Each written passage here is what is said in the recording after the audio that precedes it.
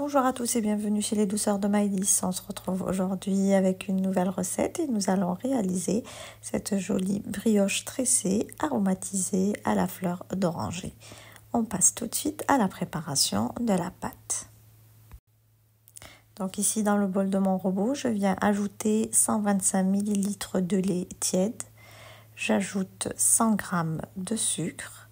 J'ajoute également une cuillère à café de sel. J'ajoute ici 2 œufs entiers, donc les œufs ici sont à température ambiante et je vais ajouter 500 g de farine. Ensuite, je vais venir ajouter, donc ici j'ai une cuillère à café d'eau de fleur d'oranger en poudre que vous pouvez bien sûr remplacer par de la vanille. Et j'ajoute ici une cuillère à soupe de levure boulangère. Et je finis par 2 cuillères à soupe d'eau de fleur d'oranger.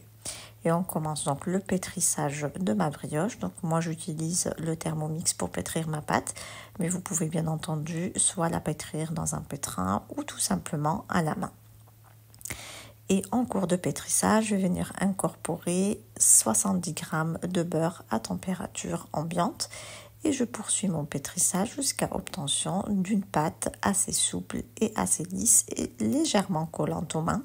On peut voir quelle est ma pâte, elle est bien élastique et colle légèrement aux mains. Je place à présent ma pâte dans un saladier, je vais la couvrir et je vais la laisser lever entre 1h et 1h30. Donc ici je reprends ma pâte, donc on voit bien qu'elle a bien doublé de volume. Je vais venir donc la dégazer et je la place sur mon plan de travail. Je la retravaille légèrement pour la rendre plus souple. Ensuite, je vais venir donc la diviser. Donc ici, moi, je vais réaliser 2 tresses avec la quantité que je viens de vous donner. Donc je vais d'abord diviser ma pâte en 2 parts et ensuite, je vais diviser chaque part en 3 boules de taille égale. Donc ici, je reprends mes boules de pâte que je viens légèrement étaler comme ceci à la main. Ensuite, je vais venir donc plier la pâte sur elle-même comme pour réaliser des baguettes de pain. Donc je viens la rouler comme ceci. Et ensuite, je vais donc la rouler pour en faire un boudin assez long. Donc on fait la même chose avec les 3 boules de pâte pour en faire 3 boudins. Donc ici j'ai mes 3 boudins de pâte et on va pouvoir donc procéder au tressage de notre brioche. Donc là je commence par bien souder les extrémités entre elles. Ensuite je vais commencer donc à faire une tresse en serrant bien les boudins de pâte les uns sur les autres comme ceci.